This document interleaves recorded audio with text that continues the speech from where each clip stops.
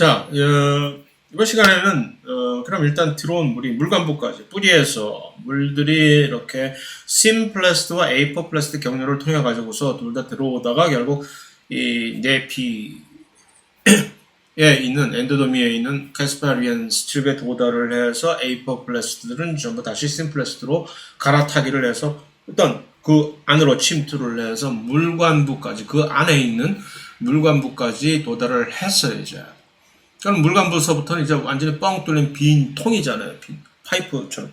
마치 송유관처럼 또는 수도관처럼 상수도관이라고 표현하는 것이 가장 적절하겠네. 그 상수도관을 통해서 물이 이제 이동을 해야 되는데, 식물은 이제 곧게 이렇게 뻗어 있단 말이에요. 식물이 이렇게 누워 있는 곳이 아니라 이렇게 직립해 있는, 뻗어 있는, 그런데 그 식물들이 작은 1년생 초본의 경우는 뭐 그다지 큰 문제가 아니나, 뭐 몇백 년을 산 나무도 있고, 높이가 무슨 뭐 몇십 미터 되는 그런 나무들도 있잖아요. 그 나무 꼭대기까지 물이 좀 올라가야 된다는 얘기죠. 밑에 무슨 펌프가 있는 것도 아니고. 이게 어떻게 올라갈 수 있을까? 그것을 이제 보는 것이 이번 2.4 절의 얘기입니다. 단도직입적으로 얘기해서 이것은 일단 세 가지 일단 요소가 합동작전을 벌여가지고서 그 결과에 의해서 이동이 그 물관부를 통해서 수직으로 높은 곳까지 이동을 할 수가 있다라고 얘기를 할 수가 있습니다. 그래서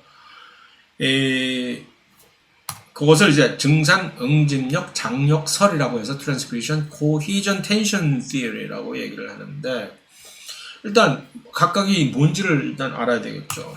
그래서 증산작용이라고 하는 Transpiration, 잎이 있을 때 잎에 창문격을 하고 있는 요 기공이 열리면 그 기공을 틈으로 해서 수증기가 증발해서 물이 밖으로 빠져나가잖아요. 그거 자체가 계속해서 워터 포텐셜의 기울기를 유지시켜주는 하나의 원동력이 되는 거죠. 그러니까 계속해서 어떤 뿌리 쪽에서 워터 포텐셜이 가장 음수값이 되고 점점 해서 이렇게 가장 음수값이 되는 것이 아니라 무슨 소리야. 뿌리 쪽에서 음수값의 워터 포텐셜로 끌어들인 물이 점점 이렇게 증발이 되어가는 과정을 통해 가지고서 하나의 워터 포텐셜이 계속해서 음수값으로 이렇게 기울기가 형성이 되는 그것을 유지를 시켜주는 거죠. 그래서 두 번째, 응집력이라고 하는 것은 뭐냐면은 물은 수소결합에 의해서 이루어져 있기 때문에 두 가지의 힘이 있습니다. 물이 자기들끼리 이렇게 물 분자끼리 끌어당기는 힘이 있고, 그다음에 그 물 자체가 다른 물질과 이제 물이 적시는 그런 힘, 다른 물질과 이렇게 끌어당기는, 다른 물질에 끌어당겨지는 그 힘, 그거 두 자체에 의해서 그래서 그 힘들이 증산작용과 이렇게 같이 합쳐지면은 계속적으로 마치 높은 데를 이렇게 우리가 산을 타고 올라가듯이 서로 갈 때 서로가 서로의 손을 잡아 끌어주면서 이렇게 당겨주는 그런 힘이 이제 생겨나게 되는데, 이것을 우리는 장력이라고 얘기를 하고. 자, 응집력에서 하나는 어드히전이라고 하는 것과 코히전이라고 하는 두 가지 형태의 지금 힘이 사실은 물에 항상 존재를 하게 됩니다. 요거 자체는 한국말로 좀 애매한데, 코히전이라고 하는 것은 한국말로 그냥 번역을 해서 찾아보면 이것을 일종의 응집력이라고 가지고 얘기를 하고, 어드히전이라고 하는 것은, 어드히전이라고 하는 요 물의 성질은 굳이 번역을 하면 부착력이라고 보통 이렇게 할 수가 있는데, 물은 이 두 가지 성질을 다 가지고 있는데 이것이 어떻게 다르냐 하는 것은 이 그림이 아주 잘 설명을 해주고 있습니다. 그래서 코히전이라고 하는 것은 같은 물 분자끼리 서로 끌어당기는 힘입니다. 왜냐하면 수소결합에 의해서 한쪽은 어떤 부위는 전하를 띠고 있고 또 다른 부위는 양전하를 띠고 있는 부위가 있기 때문에 자기들끼리 그 수소결합이 이렇게 형성이 되는 거 아니겠어요? 그러니까 그 수소결합 때문에 또한 어디히전이라고 하는 것은 그 물 분자가 자기들끼리가 아니라 다른 어떤 물질, 다른 어떤 일종의 수소결합처럼 끌림을 이제 서로 발생시킬 수 있는 또 다른 물질들이 여기 있을 거 아니에요.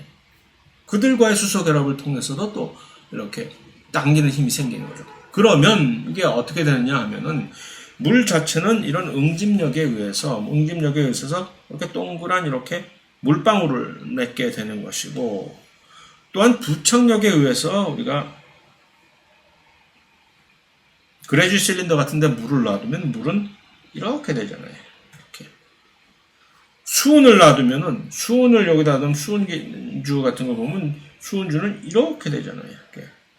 이게 표면, 이것이 심지어 유리 표면이라 할지라도 물이 이 표면과 이렇게 끌리는 요 부착력, 어드히전이 있기 때문에 물의 표면은 이렇게 돼 있어서 우리가 눈금 볼 때, 화학 시간에 눈금 볼 때 여길 봐라 라고 이렇게 돼 있잖아요. 그래서 그것을 이 두 가지 힘 때문에 사실은 이제 모세혈, 캐필러 리액션이라고 모세관을 깎 꼽아놓으면 이런 비커에 물이 이렇게 찰랑찰랑 차 있을 때 여기다가 모세관을 이렇게 꼽아 놓으면은 기압에 의해서 물이 이만큼, 모세관이 얼마나 가느냐에 따라서 물이 이만큼 여기까지 이렇게 차오르게 되는 이런 현상이 캐필러리 액션이라고 하는데, 그것이 바로 이런 것 때문에 발생을 하는 것이죠. 이것만으로 사실은 물이 땅 속에서 저 위에까지 이렇게 올라갈 수 있다는 것을 설명하려고 했던 그런 시도도 있었습니다만은, 계산을 해보니까 이것만으로는 감당이 안 된다는 것이죠. 그냥 순전한 이런 모세관 현상에 의해서만으로선 설명될 수 없는 물의 이 수직 이동, 여기에 또 무엇이 더 첨가가 돼야 훨씬 더 원활하게 그 위로 올라갈 수가 있겠느냐 하는 것이 바로 이것이죠.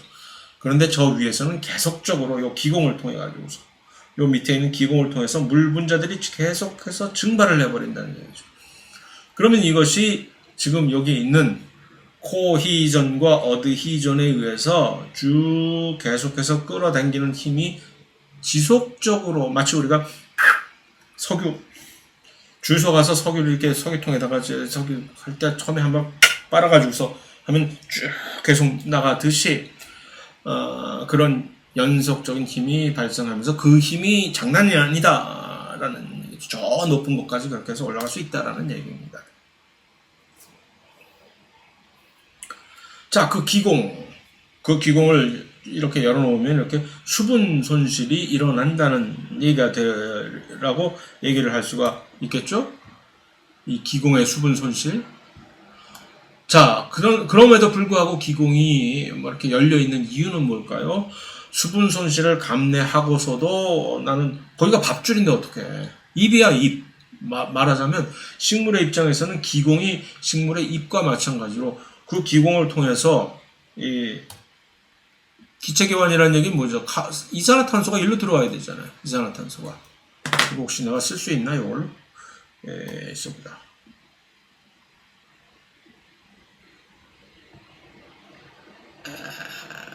이산화탄소가 일로 좀 들어와야 되는 거. 괜찮네요. 이 정도면. 이산화탄소가 들어와야 되고. 그 다음에 여기가 또 항문이요. 산소가 광합성의 그 결과로 폐기물이지, 산소는 뭐 식물에 있어서. 산소는 기공을 통해서 나가야 된단 말이에요. 좀 덕택에 우리가 지금 이렇게 숨 쉬면서 살 수 있는 것이고.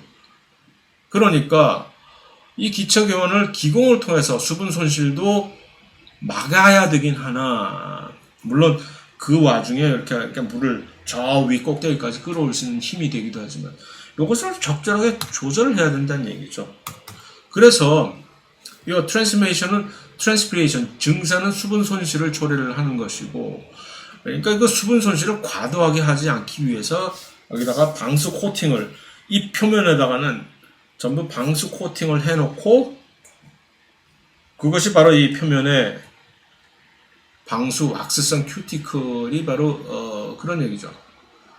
덮어놓고, 그래서 이제 기체기온을 차단한 다음에 기공은 잎의 뒷면에다가 주로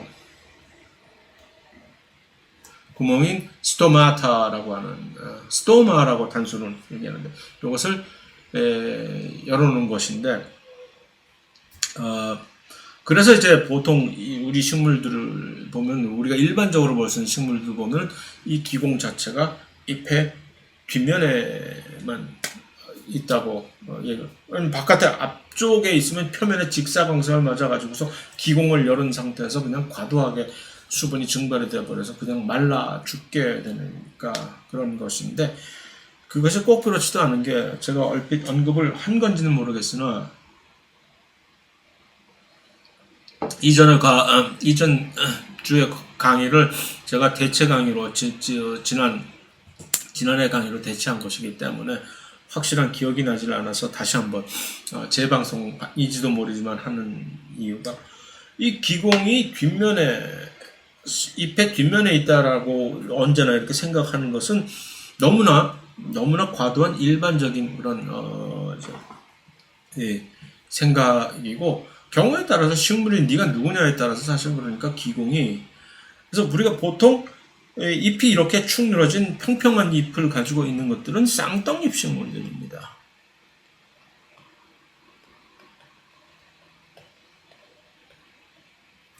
이 쌍떡잎 식물들은 기공이 뒤에 있어요. 잎의 뒷면에. 그런데 외떡잎 식물들을 한번 봅시다. 많은 외떡잎 식물들은 외떡잎 식물들의 대표적인 옥수수, 벼, 쌀, 보리 이들 잎이 어떻게 된 건지 한번 보셨어요? 이런 그래스라고 하는 보통 식물들의 잎은 마치 가변익 항공모함에 착륙한 가변익을 가진 날개들 접혀있는 콜새우기들 이렇게 돼 있어요. 전부 이렇게 착한 손? 이렇게 열리거든.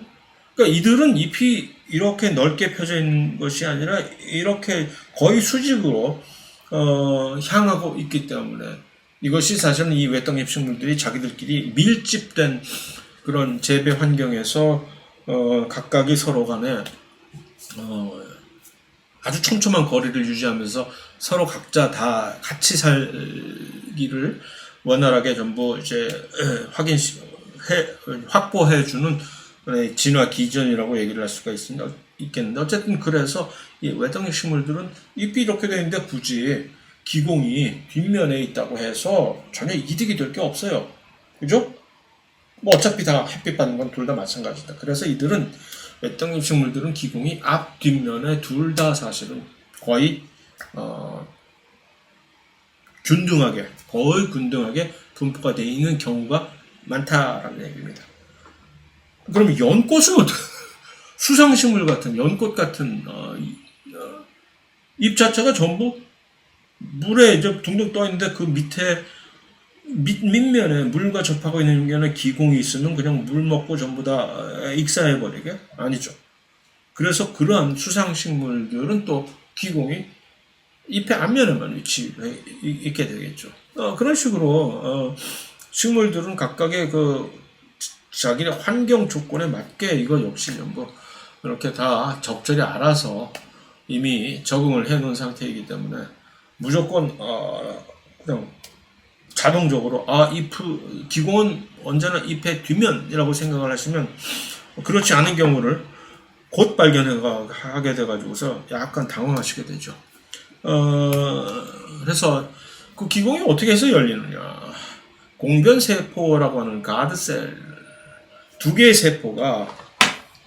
마치 통통한 소세지처럼 생긴 세포가 두 끝만을 접착제로 붙여놓은 세포니까 이 두 세포가 탱탱하게 부풀어 오르게 되면 이쪽은 두 개가 양끝이 붙어 있으니까 하면서 이렇게 틈새가 벌어지게 되는 그런 메커니즘에 의해서 요 공변세포 두 개의 한 쌍의 공변세포로 이루어진 것이 기공이라는 얘기죠. 그래서 요 개폐가 그런 식으로 조절이 된다라고 얘기를 할 수가 있습니다. 그래서 딱 보면 요 공변세포 영어로 가드셀이라고 얘기하는데 요 두 개가 지금 요 공변세포가 이렇게 있는 것이죠. 자, 이 표피에서 사실 잎의 에피더미는 사실은 전부 보호를 해야 하는 것을 기능으로 이제 삼고 있는 세포들입니다. 그래서 여기에 광합성 기능을 수행하는 세포들은 없습니다.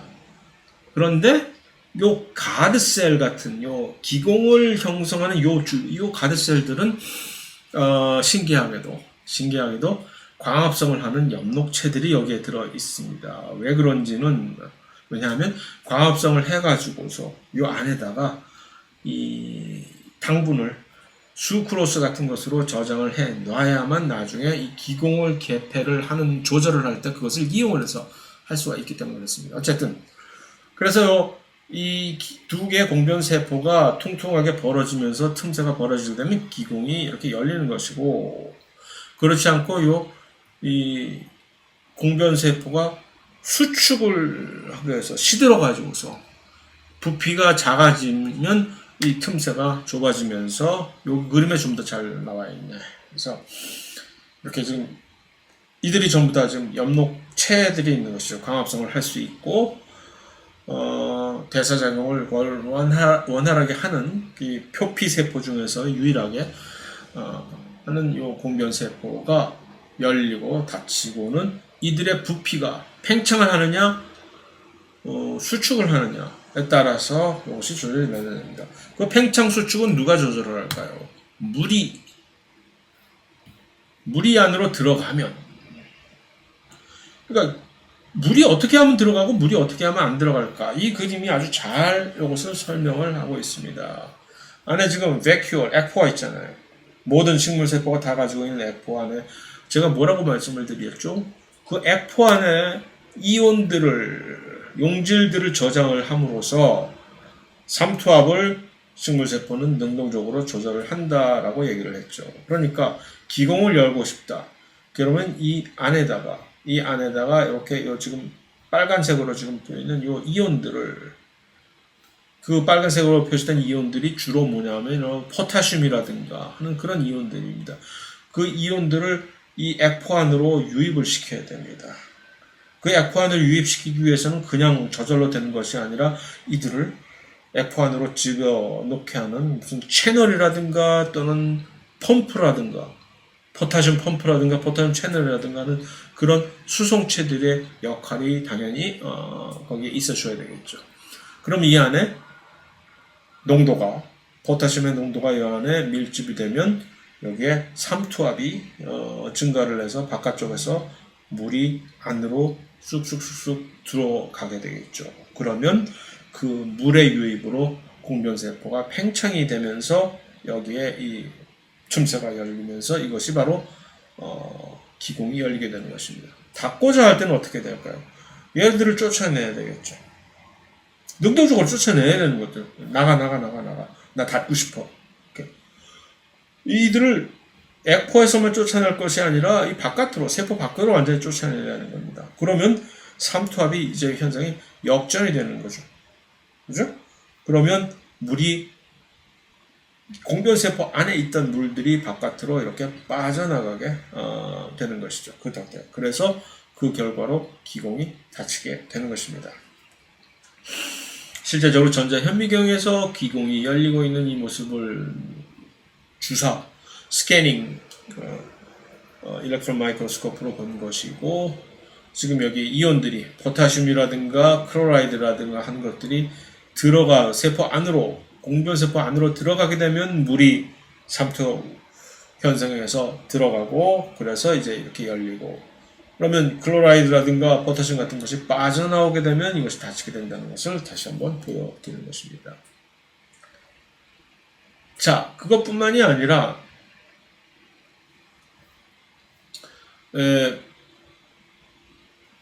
기공의 개폐를 조절시켜주는 또 다른 중요한 이제 요소는 요 빛과 이산화탄소의 농도에 의해서 또 역시 기공을 개폐를 조절을 하게 되는데, 이 빛과 이산화탄소의 농도를 감지를 하게 되면 어떤 신호가 전해져 가지고서, 그러면 이제 공변세포 안에 있는 세포막 또는 액포막에 있는 여러 가지 다양한 양성자 펌프라든가 뭐 그런 것들을 활성화 시켜 가지고서 이제 능동수송을 이제 이 이온들을 능동수송을 이렇게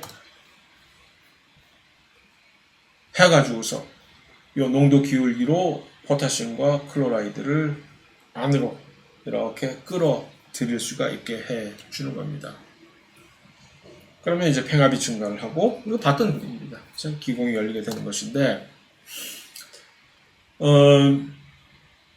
자, 그러면 이제 수분 포텐셜을 감소를 시키려면 어떻게 해야 될까? 그것을 주로 기공을 닫게 해주는 역할을 조절하는 주요한 식물의 호르몬이 있는데, 이것을 우리는 압사이식 애시드, ABA라고 줄여서 얘기하는 압사이식 애시드라고 한 특별한 식물이, 보통 이 ABA는 여러 가지 비생물학적인 스트레스 식물에 있어서 그러니까 현상이 발생을 했을 때 주로 이제 물이 부족하다든가 하는 이런 가뭄 스트레스에서 처해진 식물이 요 ABA라고 하는 압시식 애시드, 앱시스산이라고 한국말로 얘기하는 요 압사이식 애시드를 분비를 하게 됩니다. 그러면 그 압사이식 애시드는 일종의 신호 전달 물질로 기능을 해서 여러 가지 다양한 유전자 발현도 이제 활성화시키고 또 직접적으로 이렇게 와서 여기서 기공을 닫게 만드는 그런 신호 역할도 하고 하는데,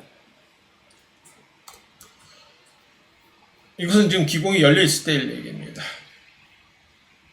이렇게 양성자 펌프 같은 것들이 활성화되고 그 덕택에 이렇게 안쪽으로 포타슘이라든가 클로라이드 이온들이 마구 들어오고 액포 안으로도 들어오고 해서 이제 기공이 열리게 되는 거죠. 좀 여러 가지 용질들이 안으로 들어오게끔 복잡하게 생각하지 마시고, 용질들이 이 안으로, 특히 이 세포질 안뿐만 아니라 이 액포 안으로 들어오게끔 만들어주는 그 결과로 물이 들어와서 기공이 열리는 겁니다. 그럼 자, 이것을 닫고자 할 때는 그냥 쫓아나면 나가는 것이 아니라 여러 가지 과정을 거쳐야 될 거 아닙니까?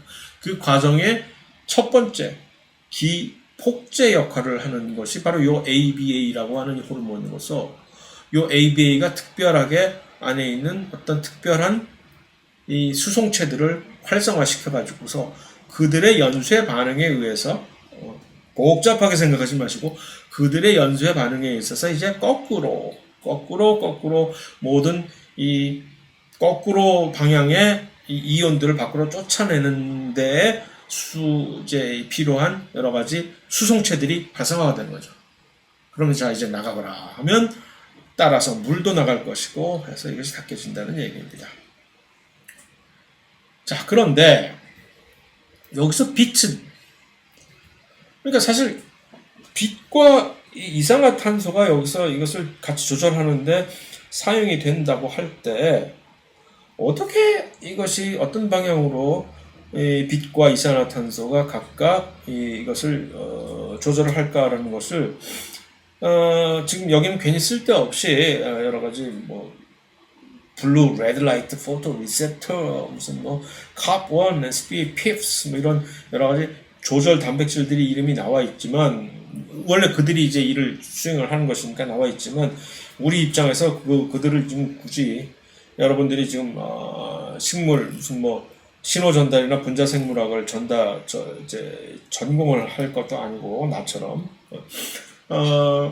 그랬을 땐 그냥 하나의 굵은 줄기에 요점 메시지만 이렇게 딱 파악을 하면 될 거 아니에요. 빛이 기공이 열리는 것을 조절해?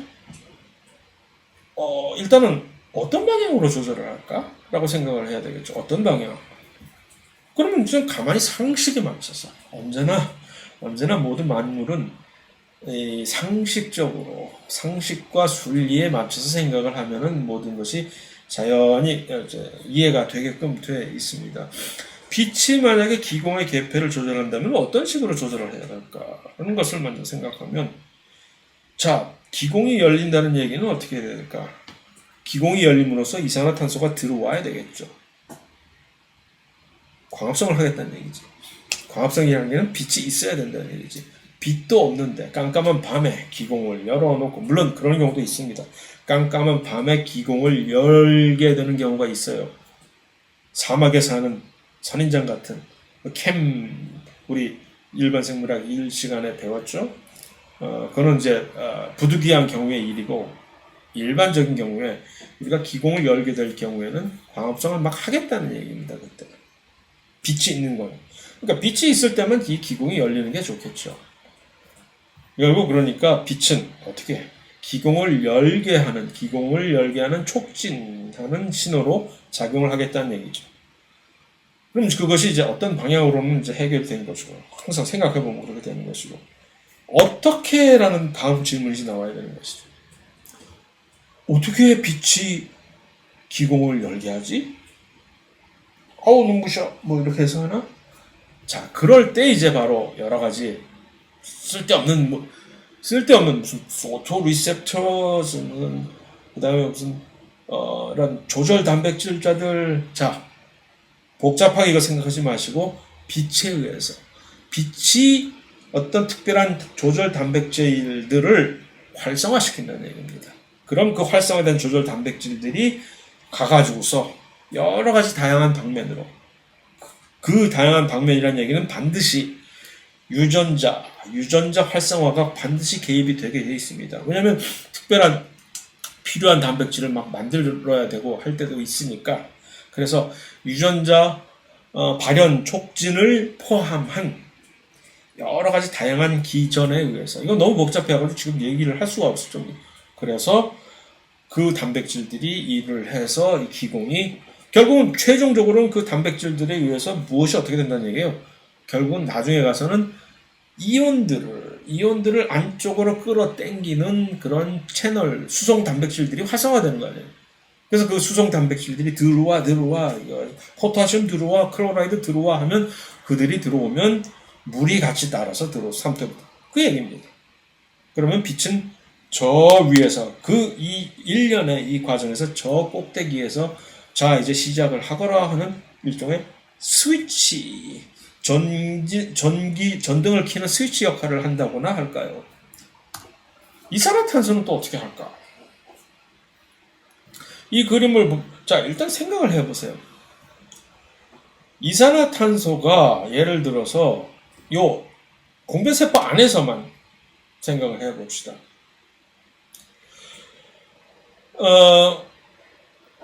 공변세포 안에서 이렇게 딱 있을 때 이 설탕 자체가 이것을 어떻게 하는지는 조금 복잡하니까 이제 괜히 생각하지 말고, 수크로스 역시 여기서 기공을 열고 닫게 하는 하나의 시그널링으로 이제 작용을 하지만 너무 복잡하게 생각하면 우리 다치니까 그것은 진짜 생략하고 이산화탄소의 입장에서만 한번 생각을 해보면, 이산화탄소 만약에 이 안에 공변세포 안에서 이산화탄소의 농도가 낮다면 어떻게 될까?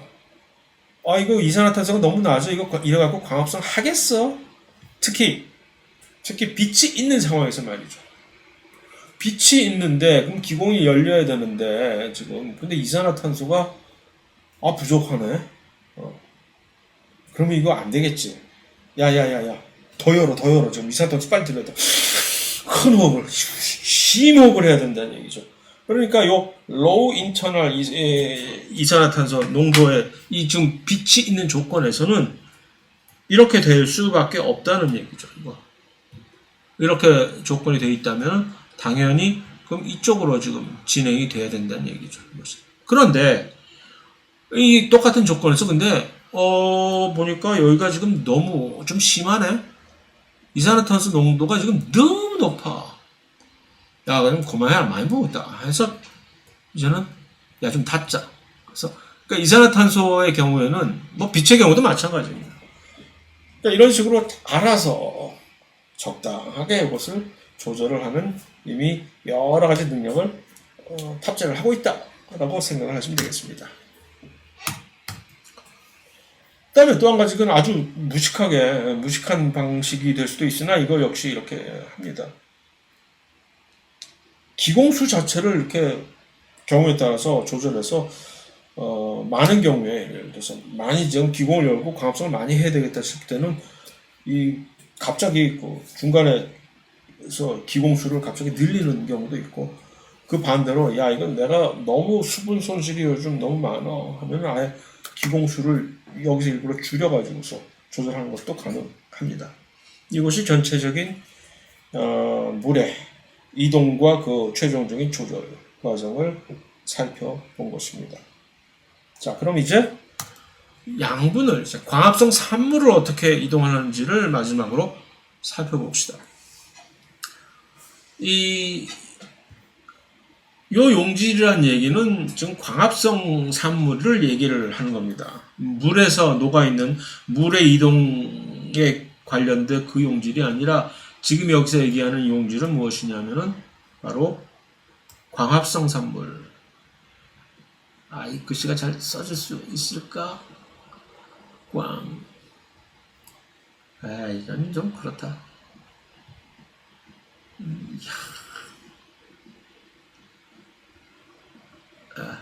쓸데없는 시간 낭비하지 맙시다.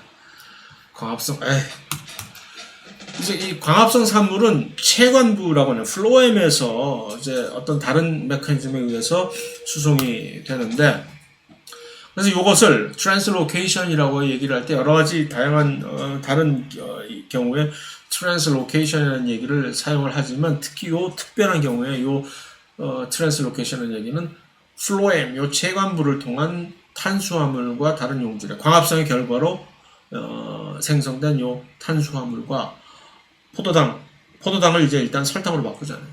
와 다른 용질들을 따라서 같이 이동을 시키는 과정을 얘기를 합니다. 그래서 이것을 만들어 가지고서 처음에 이제 방출하는 요 부위를 우리는 source, 공급부라고 이제 얘기를 하고, 당을 생산하는 성숙한 잎 또는 또 저장 뿌리와 같은 기관에서도 다른 곳으로 일단 이 저장이 되어 있는 곳이니까 내가 좀 필요하다고 헬프 SOS 요청하는 쪽으로 보내줄 수도 있겠죠. 그랬을 때 무조건 이것을 플로엠을 통해 가지고서 공급을 해주는 이 부위를 공급부라고 얘기를 하고, 그것을 받아먹는 쪽을 수용부, 싱크라고 얘기를 합니다. 싱크는 누가 주로 해당이 되느냐 하면은 아직 광합성을 제대로 수행을 하지 못하는 아주 어린 잎이라든가 또는 광합성을 전혀 할 수 없는 뿌리, 꽃, 열매 같은 그런 데에서는 주로 이제 수용부 역할을 하게 되는 것이죠. 그래서 이 탄수화물의 수송은 대부분 물론 설탕의 형태, 이 설탕이라는 것이 그러니까 식물에서만 유일하게 만들어지는 일종의 이당류인데, 왜 이것이 설탕, 일반 생물학 1실험에서 우리가 이제 확인을 해봤듯이 설탕은 비환원적 당이잖아요.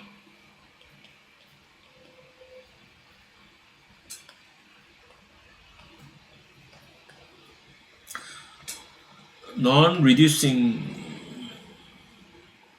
sugar라고 해서, 그러니까 같은 이당류라도 이 랙토스라든가 갤락토스 같은 그런 이당류들은 전부 갤락토스가 아니라 락토스나 말토스 같은 그런 이당류들은 전부 리듀싱 슈거거든요. 환원적인, 그러니까 베네딕트 리액션 같은 걸 하면은 이들은 색이 변하잖아요. 근데 설탕은 요 헤미 아세탈 그룹이 없기 때문에 축합 반응을 형성하는 과정에서 더 이상 반응성이 매우 현저하게 낮아지잖아요. 그쪽에. 그러니까 그것이 이 수송을 하는 광합성 산물을 설탕의 형태로 변해서 체관부를 통해서 이동을 시키면 배달 사고가 날 확률이 적다는 얘기죠. 딴짓하지 않고. 그래서 물론 그것을 또 중간에 인터셉트 해가지고서 빨떡거려서 쪽쪽 빨아먹는 곤충들이 물론 진화를 하긴 했으나, 그래서 그렇게 되는 것이고. 자, 그런데 이제 이걸 어떻게 수송을 할까? 물처럼 뭐 어떻게 그냥 이 설탕을 물에 녹인 상태에서 삼투 현상에 의해서 이동을 시킬까? 그러기에는 이 설탕 자체의 농도가 너무 높아서 삼투 현상에 의해서 이걸 어디다 이동을 시키기에는 이건 말이 안 되는 얘기잖아요. 그러니까 이것은 사실은 능동적으로 수송을 일단은 해야 됩니다. 그래서 체관 공급부의 주위에서 특히 체관 요소 안으로 실어야 됩니다. 능동적으로. 그래서 일단 이것을 실어 놓으면 이런 식으로 설명하는 것을 우리는 pressure flow model이라고 해서 압류 모델이라고 이제 얘기를 하는데, 능동적으로 이 설탕을 체관 요소에다가 이렇게 실어 놓으면은, 그러면 그 체관 요소 세포 안에 설탕 농도가 이제 높아지잖아요. 그러면 물이 밖에서 다른 주변에서 그 안으로 물이 빨려 들어오겠죠. 삼투에 의해서. 그럼 그 물들이 쭉 들어오는 그 힘에 의해서 팽압이 증가할 거 아니에요.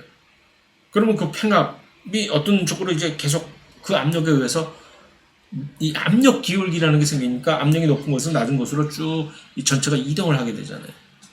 그러면 이제 쭉 체관이라는 얘기는 생각을 해보세요. 이게 빈 통이란 말이에요. 술통이라고 생각을 하세요. 아니면 이거 송유관이라고 할까? 그럼 쭉 따라서 이렇게 수용부 쪽으로 이제 체관 쪽으로 이동을 하겠죠. 그럼 거기 다 돌아가면서 수용부 쪽에서는 이제 그 설탕만을 빼가지고서 쪽쪽쪽쪽쪽 설탕만 이렇게 하적을 시켜야 되지. 그 하적 역시, 그러니까 어떤 경우에는 이제는 이 수용부에서 설탕을 빼가지고서 하적시키는 것은 더 이상 능동만이 아니라 능동과 수동 두 개의 기전이 둘 다 작용을 해가지고서 능동 및 수동 수성에 의해서 이것을 언로딩을 한다는 얘기예요. 그 다음에 물이 이제 물 안에서 설탕이 그런 식으로 쭉쭉 또 되들어가면 그 와중에 물은 다시 이렇게 회전을 하면서 물관으로 다시 쭉 되돌아 버리는 것이 되겠죠. 그것을 이제 정리를 한 것이 이것인데,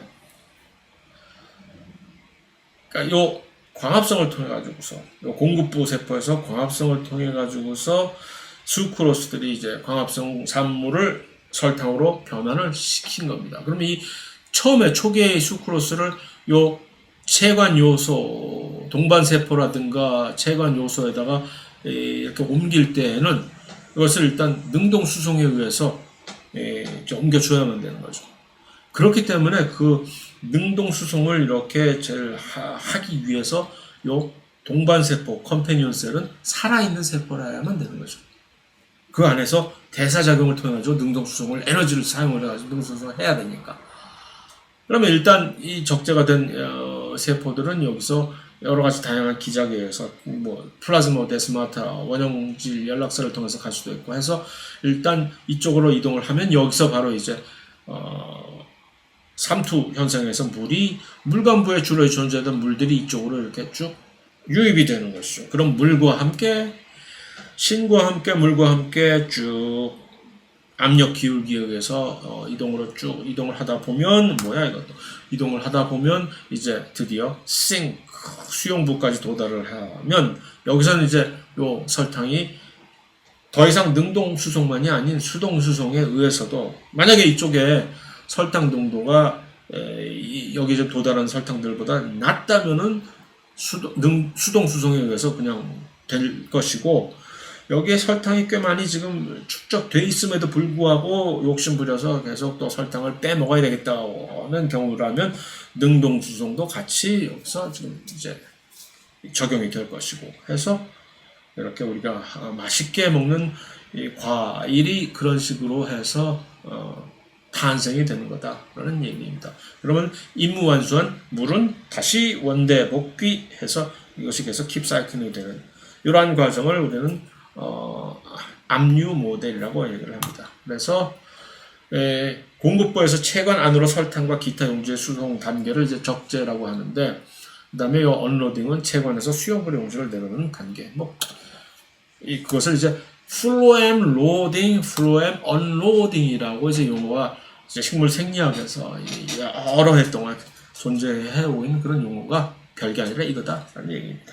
그래서 오늘 좀 천천히 나가가지고서 오늘은 이제 그만하고, 좀 진도가 늦긴 했지만 나중에 다시 말씀드렸듯이 나중에 좀 따라잡는 방향, 시간을 늘려서 따라잡는 수밖에 없겠죠. 만약 이것이 계속 된다면. 그래서 일단 오늘은 이게 또 언제 이제 업로드가 될 수 있을지 변환이 매우 오래 걸리니까 걱정이 되니까 일단 여기까지만 하고 다음에 또 뵙도록 하겠습니다. 안녕.